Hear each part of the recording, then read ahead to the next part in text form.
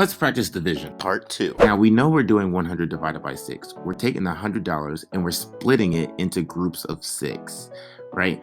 And so I think this might be a little tough to know right offhand, but what we can do is decompose this 100 into smaller numbers that are easier to divide. So let's start with 100. Now I'm going to break this 100 down or decompose it into smaller numbers, but I'm going to make sure that those numbers are multiples of 6 because we're dividing by 6. So let's do it. Now the first number I'm going to pull out is 60. It's a large number and it's a multiple of 6, and I know that because 6 times 10 is 60. Anyways, if I pull out 60, that means how much do I have left? Well, 100 is the same thing as 60 plus there's another 40. Now I could put 40 over here, but 40 is not a multiple of 6. So I don't want to use that one. But you know what's close to 40? That is a multiple of 6? 36, which means I still have 4 left over.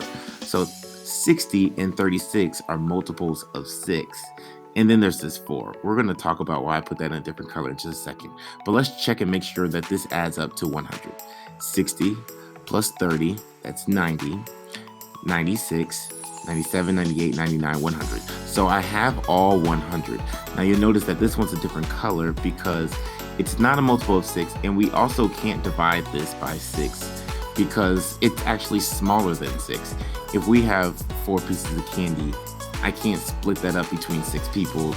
No one's gonna get any, or at least it wouldn't be fair.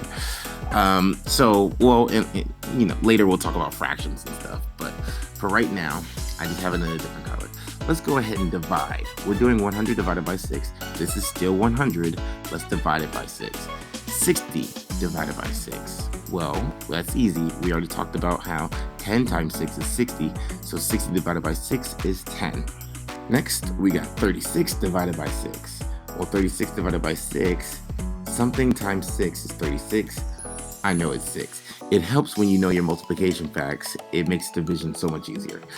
And we already talked about how we can't use this 4 yet. So for right now, I'm just going to stick with what we got and add these together. 10 plus 6 makes a total of 16. Now, careful. That's not my answer because remember, this 4 right here. We couldn't use this 4, so I have a remainder of 4 left over.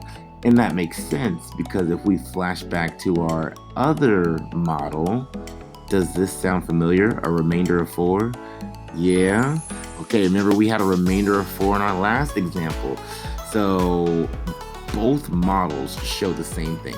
We have a total of 16 shirts that the class can purchase, and you're still gonna have $4 left over. Now, whichever method works for you, go for it. I just like this because on paper and pencil, it would save you so much more time. You don't have to worry about drawing all those X's, but also the other model, it shows everything. It shows the money and then you're splitting it up. So that method is great, but it just takes so much time. So there you go. That was a little bit of practice. See if you can try a division problem on your own with different numbers.